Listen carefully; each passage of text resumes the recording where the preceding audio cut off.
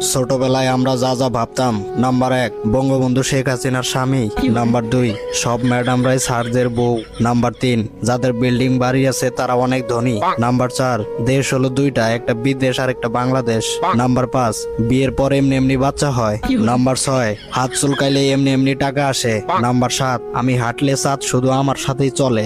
Number 8, যে তাড়াতাড়ি লেখে সে পরীক্ষায় প্রথম হয়। নাম্বার 9, মাথায় মাথায় ধাক্কা লাগলে শিং গজায়। নাম্বার 10, মাটির নিচে সত্যিকারের সোনা দানা আছে, এ কারণে আমরা ছোট কোদাল নিয়ে প্রতিদিন গুপ্তধন খুঁজতাম। নাম্বার 11, বাড়ির সামনে পুলিশের ভ্যান দেখলেই মনে হতো আমাকে নিতে আসছে।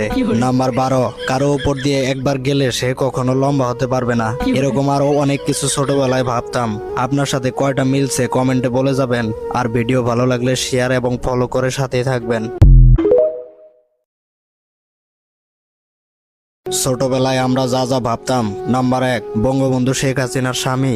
নাম্বার 2, সব ম্যাডামরাই স্যারদের বউ। নাম্বার 3, যাদের বিল্ডিং বাড়ি আছে তারা অনেক ধনী। নাম্বার 4, দেশ হলো দুইটা, একটা বিদেশ আর একটা বাংলাদেশ।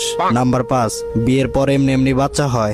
নাম্বার 6, হাত চুলকাইলে এমনি এমনি টাকা আসে। নাম্বার 7, আমি হাঁটলে চাঁদ শুধু আমার সাথেই চলে। নাম্বার 8, যে তাড়াতাড়ি লেখে সে পরীক্ষায় প্রথম হয়। নাম্বার 9, মাথায় মাথায় ধাক্কা লাগলে শিং গজায়। নাম্বার 10, মাটির নিচে সত্যিকারের সোনা দানা আছে, এ কারণে আমরা ছোট কোদাল নিয়ে প্রতিদিন গুপ্তধন খুঁজতাম। নাম্বার 11, বাড়ির